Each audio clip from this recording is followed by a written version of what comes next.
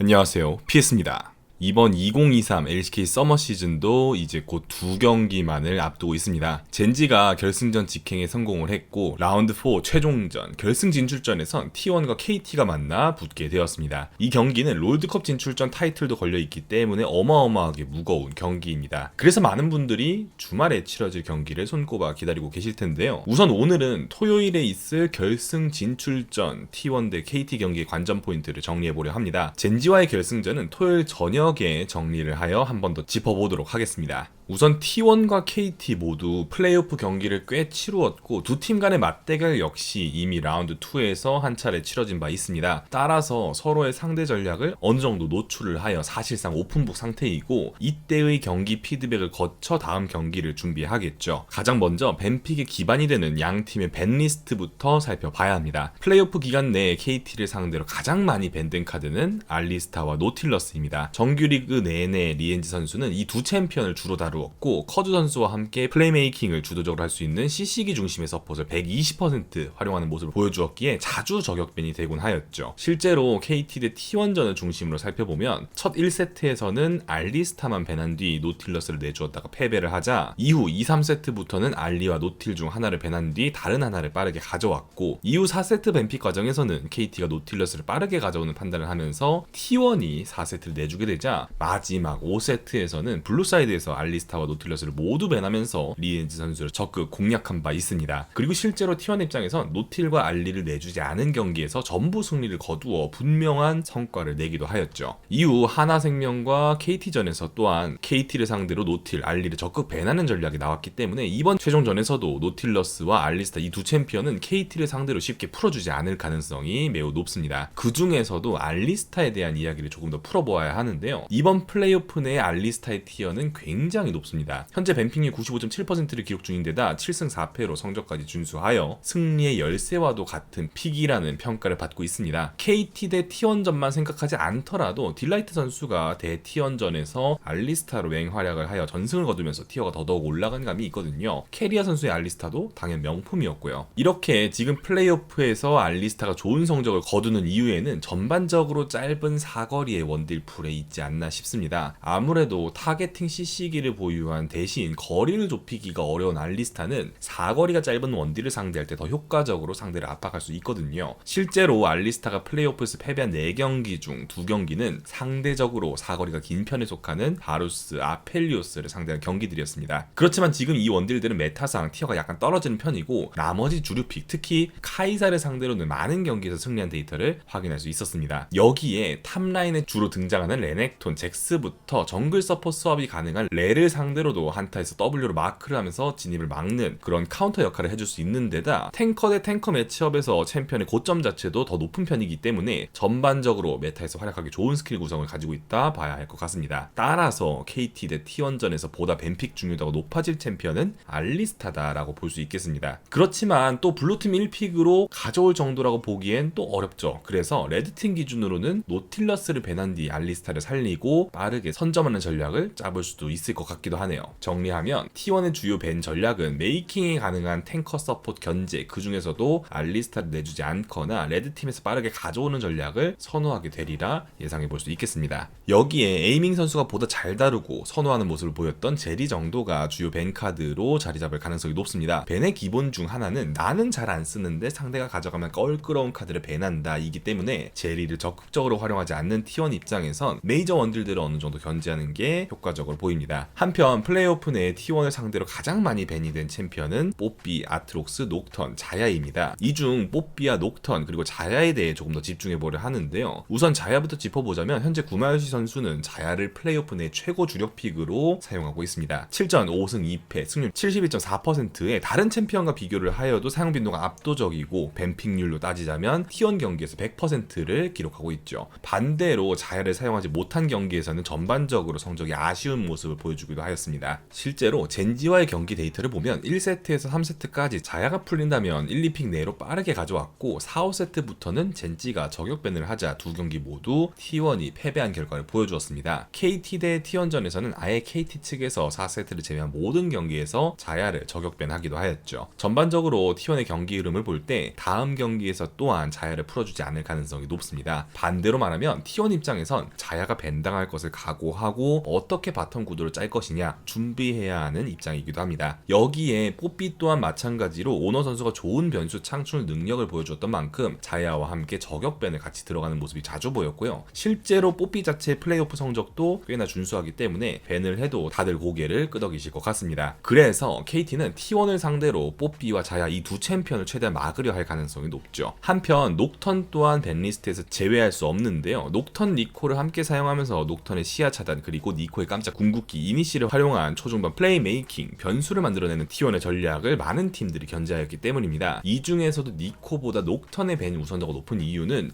두 챔피언의 조합을 견제함과 동시에 사용 가능한 풀이 적은 AD 정글을 밴하는 의도가 담겨져 있습니다. 실제로 T1 대 KT 2세트에서 해당 조합을 사용한 뒤 녹턴 니코 조합으로 빠르게 게임을 굴리면서 승리를 거두었고 이후 바로 다음 경기인 3세트에서 KT가 동일하게 녹턴 니코를 사용하였지만 실패로 돌아가며 결국 4, 5세트부터는 녹턴 니코가 까다롭다 인정을 하고 밴하는 구도까지 보여주었죠. 자, 그러면 사이드별로 양 팀이 어떻게 밴을 할지 예상 밴들을 정리해 보겠습니다. 우선 T1이 블루, KT가 레드일 때를 가정해 본다면 T1 입장에선 카이사 선픽이 가장 맛있는 상황이지 않을까 싶습니다. 그리고 나머지 원딜들은 견제를 하는 것이 좋죠. 이는 KT가 구마유시에게 굳이 자야를 줄 필요가 없다는 가정이 깔려 있습니다. 이렇게 카이사 선픽을 하면 KT 입장에선 1티어 맛있는 거 2개를 가져와야 하거든요. 보통 서포 쪽에서 알리 노틸 그리고 정글에선 세주 마오카이 티어가 높았는데 가져온다면 알리스타와 마오카이를 동시에 가져오는 게 가장 이쁜 그림입니다. T1은 이를 염두에 두어야 하고요. 실제로 T1과 젠지의 마지막 세트에서 카이사 선픽에 마오 알리가 넘어가는 그림도 그려졌죠. 그래서 T1은 남은 두 장의 밴카드를 해당 구도를 상정하고 사용할 것으로 보입니다. 하지만 그렇다고 서포트 2밴, 정글 2밴은 조금 과하고요. 이런 흐름으로 갈 수는 있겠죠. 여기서 한 가지 더 가능성이라면 KT가 아예 자야와 카이사까지 밴하는 경우인데요. KT 입장에선 카이사까지 견제를 하는 것보단 정글 밴카드를 좀 더 만지작거리고 싶지 않을까 생각이 듭니다. 이런 케이스도 있었으니 말이죠. 반대로 KT가 블루일 때를 생각해 보겠습니다. 일단 원딜 풀을 다시 점검해 봐야 합니다. T1은 레드 사이드로 가서도 제리는 밴할 확률이 높다 생각이 드는데요. 그러면 KT가 카이사와 자야를 나눠 먹기로 갈 것인지 아니면 T1에게 바텀 밴 하나 더 할 거야 말 거야 물어볼 것인지 정해야 할 것 같은데요. 사실 나 혼자 원딜 티어 픽 먹을 거야 하고 카이사를 밴하면 T1은 자야를 내주진 않을 것 같거든요. 그렇게 전체적인 바텀 밸류를 떨어뜨릴 필요가 KT는 없습니다. 워낙 지금 에이밍 선수의 폼이 좋기 때문에. 그래서 KT는 최대한 자야 카이사 나눠 먹기라도 하자. 너 카이사 해, 나 자야 할게. 이렇게 나가고 싶을 것 같습니다. 하지만 T1이 지난 4세트처럼 아예 원딜 티어픽 3개를 모두 닫는 그림을 또 그릴 수 있거든요. 이러면 KT는 오케이 외치고 트타 선픽으로 일단 그림을 그리지 않을까 싶네요. 혹은 너 트타 안 하지? 마오 가져갈게 하고 마오 선픽을 할 수도 있겠네요. 그리고 뒤에서 트타까지 완성하는 것이죠. 그러면 KT는 정글 쪽에 좀 더 집중한 밴 구도가 무난하지 않나 싶습니다. 만약 T1이 극단적인 원딜 견제 밴을 하지 않는다면 이런 식으로 T1 입장에선 원딜 자야 하나 주고 카이사 노틸 또는 카이사 알리 등의 바텀을 완성하는 식으로 그림을 그리지 않을까 생각이 듭니다. KT가 블루일 때 확실히 좀 더 구도가 T1이 풀어나가기 빡빡하죠. 특히나 KT 입장에선 사실 지난 시리즈에서 BDD 선수의 트타가 계속 활약을 하였고 실제로 이긴 경기들의 키카드였었기 때문에 만약 상대가 밴을 하지 않는다면 다시 한번 트타 선픽을 할 가능성도 있다 생각이 듭니다. 그러면 좀 더 남은 주요 픽들의 지표를 살펴보도록 하겠습니다. 지금 남은 건 아지르, 마오카이, 세주아니, 카이사, 아트록스, 잭스, 트리스타나 정도입니다. 이 챔피언들 위주로 1페이지 픽 구도가 만들어지거나 경기 흐름에 따라 밴 카드로 빠지는 그런 조정이 일어나리라 생각이 들죠. 이 중 각 팀에서 주요한 카드들을 조금 더 짚어보자면 우선 아지르를 뽑아볼 수 있겠습니다. 현재 플레이오프 내 밴핑률 96%로 전체 1위를 기록 중이기도 하고, 무엇보다 페이커 선수와 BDD 선수 두 선수 모두 정규 리그부터 플레이오프까지 아지르를 주력으로 굉장히 잘 다루는 선수들인 만큼 아지르를 먼저 선점하는 것 또한 포인트가 될 수 있죠. 그렇지만 동시에 양팀 모두 아지르를 상대할 카드도 준비하고 있습니다. T1은 아지르를 상대로 코르키라는 카운터픽을 준비를 하여 상대팀으로 하여금 저격밴을 뽑아내었고, KT 또한 제라스를 아지르의 카운터픽으로 준비를 해오면서 승리를 거둔 뒤 카운터픽으로서 저격밴을 뽑아낸 바 있습니다. 두 팀 모두 아지르를 매우 잘 다루면서도 동시에 카운터를 칠 수단까지 준비해둔 상태이죠. 그래서 각 팀에서의 아지르 선호도 및 티어 정립이 경기 당일 뱀픽 구도에서 관건일 수 있겠다는 생각이 듭니다. 만약 각자의 카운터픽으로 아지르 대처에 성공을 해버린다면 준비해둔 구도가 완전히 달라질 수 있거든요. 특히나 서로 1페이지부터 저격밴을 어느 정도 해야 하는 두 팀 간의 대결에서는 더더욱 당일에 새로운 밴 카드를 넣는 것을 고려하는 변수를 만들지 않아야 할 테죠. 여기서 또 하나의 변수는 BDD 선수의 트리스타나입니다. 사실 BDD 선수는 정규리그 당시 트타를 의도적으로 피하는 듯한 모습을 보여주었습니다. 주류픽으로 자리 잡은 후에도 단 한 번을 사용하지 않았죠. 그렇지만 플레이오프에 들어와서는 적극적으로 사용하는 모습을 보여주어 이 또한 미드와 정글 뱀픽 구도에서 하나의 선택지로 자리 잡을 수 있겠습니다. 특히나 T1전에서 BDD 선수의 트타는 너무나도 폼이 좋았기 때문에 아무리 T1이 지난 시리즈 트타를 매번 풀고 시리즈 승리를 거두었다 하더라도 다시 붙는 매치업에선 트타가 신경 쓰일 수밖에 없어 보입니다. 상대적으로 페이커 선수는 플레이오프 내에서도 트타를 잘 사용하지 않았고, 젠지전에서는 100% 트타 저격밴을 사용한 데이터가 존재하거든요. 특히 세주아니와 마오카이가 쉽게 풀릴 가능성이 높은 만큼 마오카이 그리고 트리스타나라는 전통의 고밸류 픽을 KT가 조금 더 편하게 사용할 수 있다면 조금 더 기분 좋은 구도가 아닐까 싶네요. 마지막으로 탑라인에 대한 이야기를 풀어보자면, 현재 플레이오프 기준 탑라인은 아트록스와 잭스, 레넥톤 정도를 제외한다면 나머지는 2티어권에 위치해 있다 봐도 무방합니다. 이 중에서도 잭스, 레넥톤은 세주아니와 조합을 하여 빠르게 선점을 하면서 상체 위주의 플레이를 풀어갈 때 선호도가 높은 편이죠. 그런데 문제는 의외로 이 두 챔피언의 승률은 플레이오프 기준 그리 잘 나오는 편이 아닙니다. 잭스가 2승 6패, 레넥톤이 2승 7패로 각각 승률 22%, 25%를 기록하고 있죠. 앞서 이야기드린 알리스타와의 껄끄러운 교전 구도도 그렇고 바텀이나 미드에서 밸류픽을 빠르게 가져오는 전략이 조금 더 잘 먹히고 있지 않나 싶습니다. 또한 잭스나 레넥톤의 그라가스나 럼블과 같은 대처픽이 잘 먹혀 들어가면서 상대적으로 조금 아쉬운 모습을 보이게 된 것 같습니다. 전략이 명확하게 갈리는 세주아니와 마오카이 두 챔피언의 성적을 놓고 비교해보면 세주아니는 승률이 33%, 마오카이는 승률 73%로 어느 정도 차이가 나타나는 편입니다. 세주아니가 AD 부르저와의 시너지를, 그리고 마오카이가 미드 고밸류 픽과의 시너지를 가져간다는 점을 고려한다면 경향성이 어느 정도는 갈리는 것이 보이는 것 같죠. 물론 세주아니 플러스 부르저 조합으로 초반 전령 교전과 보다 빠른 라인 개입으로 게임을 풀 수 있다는 강점은 명확하나 성적 자체는 조금 좋지 않은 편이라 볼 수 있겠습니다. 결국 항상 중요한 경기에서는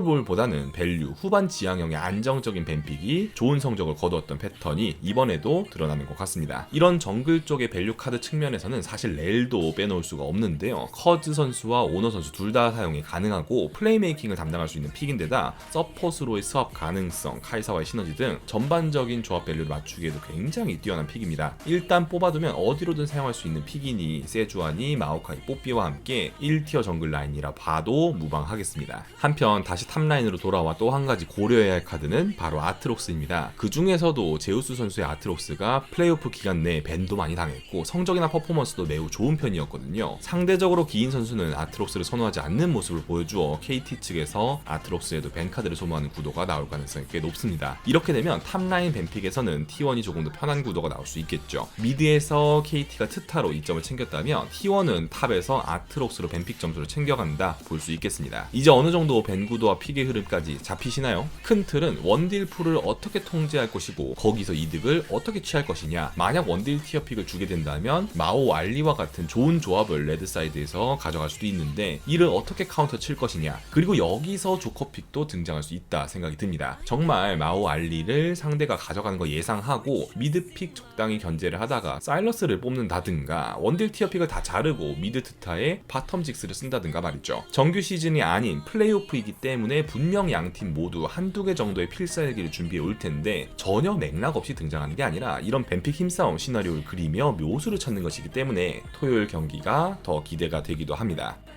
T1 대 KT의 경기 뱀픽부터 재미있게 볼 수 있도록 오늘 영상이 도움이 되었길 바라며 이만 마치겠습니다. 감사합니다.